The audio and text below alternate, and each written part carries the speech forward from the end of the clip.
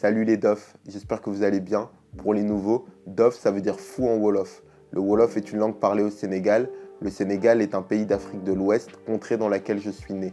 Donc Dof de foot pour fou de foot tout simplement. Installez-vous confortablement. Je vous propose aujourd'hui une rencontre, un entretien avec le journaliste, présentateur, commentateur de beIN Sport, Smaïl Bouabdella. Smaïl, qu'est-ce que l'Algérie représente pour toi ? Ça représente une partie de moi, parce que mes deux parents sont nés là-bas, parce que mes grands-parents sont nés là-bas, parce que culturellement j'ai été éduqué avec l'Algérie dans un énorme coin de ma tête. Et voilà, ça fait partie de moi, parce que l'Algérie fait partie de moi, parce que j'ai le passeport algérien, parce que je suis de nationalité algérienne et je suis de nationalité française. C'est pas moitié-moitié, c'est pas 50-50, c'est 100% français et 100% algérien. Dans l'histoire moderne de l'Algérie entière, il y a un vrai rapport avec le football. Et ça part notamment avec le FLN. C'était une façon de revendiquer l'existence d'un pays libre et indépendant. L'indépendance de l'Algérie, elle est en 1962. La Coupe du Monde, la première participation de l'Algérie à la Coupe du Monde, c'est 1982. Vous jouez contre l'Allemagne, la RFA, vous les battez. Comment vous voulez que ça n'existe pas, ce rapport incroyable entre le foot et les gens de nationalité ou d'origine algérienne? Et après, il y a une certaine idée du foot, je pense, en Algérie, qui est une idée très, très pure et très passionnée du beau football, du beau geste de foot. Et c'est pour ça que c'est plutôt sympa de le jouer comme ça.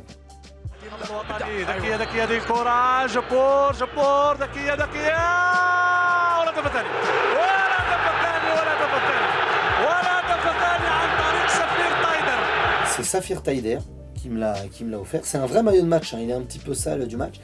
Et je suis content parce que c'est le maillot d'une défaite. C'est le maillot de la défaite en Zambie. Et c'est symbolique parce que c'est peut-être pour moi le maillot le plus fort, surtout dans la situation aujourd'hui dans laquelle est le football algérien, ce qui n'est pas grave non plus, il n'y a personne qui est mort, il n'y a personne qui perd sa maison, mais ça montre bien que malgré tout, faut être derrière eux, faut être avec eux, faut les supporter. Alors ils sont peut-être parfois insupportables par leur attitude, mais par les résultats, ils doivent toujours être supportables. Oui, on va critiquer, oui, y a plein de choses qui vont pas bien, oui, cette équipe peut faire mieux, oui, c'est une génération qui est en train de se gâcher peut-être. Tout le monde a le droit d'être exigeant, mais il faut pas être amnésique, faut pas être ingrat non plus, il faut surtout être très humble et se dire, cette équipe n'est que l'équipe d'Algérie. Que l'équipe d'Algérie qui n'a gagné qu'un seul trophée en 1990, Coupe d'Afrique des Nations en Algérie. Il faut accepter de se dire que l'équipe 1 est la conséquence du bon travail de la base et que c'est la finalité. Si vous l'avez, c'est le football algérien, ce sont les joueurs algériens, les qualités vous les avez, le potentiel vous l'avez, la rigueur dans le travail, la cohérence dans le travail, l'accompagnement, pas seulement des joueurs, mais des structures fédérales, des entraîneurs fédéraux, de la détection des talents, de l'accompagnement des talents, ça se fait dès le plus jeune âge, dès les catégories de jeunes. Donc, je pense que c'est plus un travail global. Après, au niveau de l'équipe première, il y a plein de choses. L'humilité, moi c'est un mot qui revient souvent. Et quand je parle de manque d'humilité, c'est un constat et un travail à faire. Mais selon moi, c'est pas anormal qu'il y ait ce manque d'humilité. Vous n'êtes pas allé en Coupe du Monde depuis 1986. Vous y allez en 2010 après une qualification à Khartoum. Quelques jours avant, vous faites caillasser en Égypte, la plus grande nation du football africain. 4 ans après, vous retournez à la Coupe du Monde. Au Brésil, vous jouez un 8e de finale de Coupe du Monde, vous allez en prolongation 0-0, vous perdez 2-1 contre l'Allemagne, championne du monde, qui va éclater 7-1 le Brésil, qui en quart de finale bat la France 1-0. La France n'existe pas pendant 90 minutes et qui en finale de Coupe du Monde gagne en prolongation contre l'Argentine. Vous êtes l'Algérie. Et si à un moment il n'y a pas votre tête qui s'enflamme et vos pieds qui touchent plus le sol. مصباح باقي في الخلف، كل اللاعبين الروس في منطقتهم. ياسين ابراهيم يرفعها الى جول جول جول جول جول. يا اسام الله اكبر الله اكبر الله اكبر الله اكبر يا اسام. قلت لك باننا نشم في رائحه الهدف. الجزائريون يعودون يعدلون ويفرحون. يا له بالهدف يا اسلام يا اسلام يا اسلام. Mon premier souvenir, j'étais pas né. Ma mère était enceinte, je me souviens pas de ça, mais j'ai grandi avec 2 matchs. J'ai grandi avec France-Brésil 86 et j'ai grandi avec Algérie RFA 82. À l'époque, c'était les cassettes vidéo. Ensuite, en étant plus conscient, avec l'équipe d'Algérie, c'est la Coupe d'Afrique des Nations 90. C'est en Algérie. C'est la dernière compétition de Rabat Madjer. Moi, j'ai pas connu Rabat Madjer. Rabat Madjer avait joué au Racing, à Colombes, chez moi, mon club surtout de mon père. Il était fou de Rabat Madjer. Moi, j'ai des photos où je suis bébé dans les bras de Rabat Madjer. Donc, Rabat Madjer, c'est en Algérie. C'est le début des événements en Algérie, de la guerre civile en Algérie, des problèmes en Algérie, des problèmes de sécurité, des problèmes sociaux, des problèmes politiques graves. Et le jour de la finale, mon père me dit, écoute, il n'y a pas foot, il n'y a pas d'école, il n'y a rien du tout. On va regarder le plus beau match que tu vas jamais regarder. Et j'ai regardé le match, quoi. C'était nul. في اتجاه صايب صايب وجاني قذفة قوية والهدف قذفة قوية والهدف وجاني حقيقة يسجل الهدف الأول. La finale, elle est nulle. Un but à 0. Mais c'est tellement beau. Je me rappelle, ça passe sur la 2, sur Antenne 2 à l'époque. Je le regarde avec mon père, avec ma mère, avec ma famille, mes oncles, mes tantes, mes grands-mères. Et bah, vous partagez un truc magnifique, quoi. Je me rappelle des images de l'hélicoptère, je me rappelle... Je lis pas l'arabe. Je me rappelle de ma mère qui m'explique ce qui est écrit Vive l'Algérie, Tahia Jazair. Je sais pas ce que ça veut dire. C'est écrit, si vous savez pas lu, j'ai 8 ans, j'ai 7 ans et demi à ce moment-là, je sais pas ce que ça veut dire.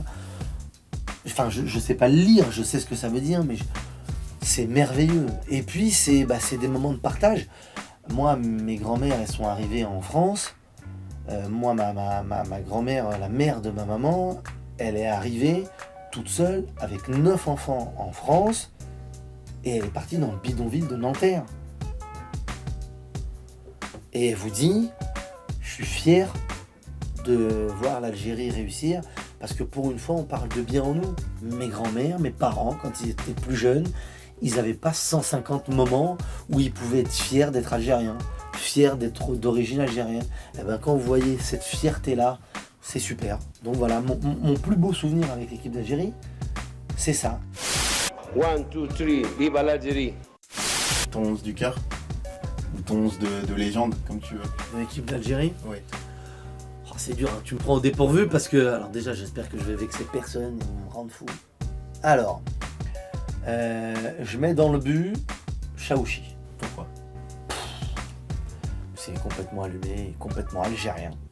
Et parce que ce qu'il fait dans le match au Soudan, c'est merveilleux,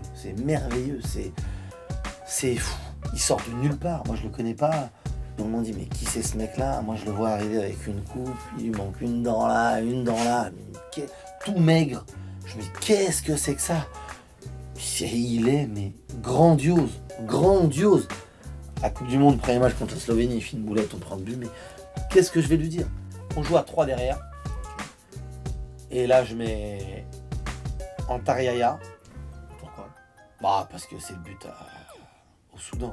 يوصلها مباشرة لمجني ترجع لكريم زياني يرفعها من هناك هيلا من كريم زياني صعبة هيلا ممتازة ولا لا يا ماما يا ماما الله الله الله الله جول جول جول جول جول جول يا سلام أوه يا سلام على هذا الهدف هذا هو اللي يعطيكم القوة هذا هو اللي يعطيكم الإرادة أوه يا بابا بابا بابا. C'est le but au Soudan, et comme il dit, je sais pas s'il le verra, les hommes. L'Algérie, c'est les hommes, et lui, c'est vraiment ça. Je mets Majid Bouguera parce que dans cette défense-là, il était magnifique. Et je mets Rafik Halich. Je mets les 3 défenseurs centraux qui ont remis l'Algérie forte au goût du jour. Je mets mon père et mon oncle, tous les deux en sentinelle pour casser des jambes. C'est des casseurs. Je mets à droite mon deuxième oncle. Je mets à gauche Karim Ziani. Ok. Parce qu'on a grandi ensemble. Et parce que depuis qu'on a 6 ans, il dit qu'il veut jouer pour l'Algérie. Je mets Mustapha Daleb en 10. Mustapha Daleb, c'était le foot. Et puis d'une gentillesse et d'une humilité. Mais c'est là, au-delà du talent, c'est ce que tout joueur de foot. Et c'est là que c'est fort, c'est que ça lui a sûrement desservi. D'être aussi humble, d'être aussi timide aussi. Et c'était un joueur merveilleux, merveilleux. Je mets Belloumi aussi, qui fait partie de cette génération-là. Et je mets Assad. Si vous avez le temps de regarder des vidéos de Salah Assad avec l'équipe d'Algérie, notamment à la Coupe du Monde 1986 et en 82 aussi, vous verrez qu'il y a beaucoup de dribbles que vous voyez aujourd'hui. Il n'était pas le dernier à tenter, notamment la virgule, la Horaf. C'est lui qui l'a faite en premier. Ok, donc c'est Voilà. bien une invention. C'est bien une invention algérienne. Non mais c'est incroyable quand même. Après vous pouvez entendre ce que vous voulez, mais c'est une invention algérienne. C'est pas moi qui le dis. En 82, je connais rien au foot. Ouais. C'est une invention algérienne. C'est une invention Tu de l'as fait Salah avant Assad. Rivellino. Il l'a fait avant Rivellino. Et je soupçonne Rivellino d'avoir regardé des cassettes de Salah Assad. Et pourquoi alors Rachid Mekloufi sur le banc? Enfin, entraîneur, pardon. Parce qu'il aurait pu être à la place de toutes les personnes. Parce que Rachid Mekloufi, il fait partie de ces grands monsieur qui ont eu le courage de risquer leur vie, risquer la vie de leur famille en 1958, le 14 avril 1958. Mon père, il est né le 14 avril 1957 et il s'appelle Rachid pour Rachid Mekloufi. Vous imaginez bien, j'aurais pu choisir Ben Tifour, Zitouni, j'aurais pu en choisir plein d'autres. Mais je choisis Rachid Mekloufi parce qu'il est de Sétif, du village de la ville de mon père, parce qu'il est parti le 14 avril 1958, parce que mon père s'appelle comme ça, parce que je l'ai rencontré et c'est la plus belle rencontre, hormis ma femme et mes enfants, c'est la plus belle rencontre que j'ai jamais faite.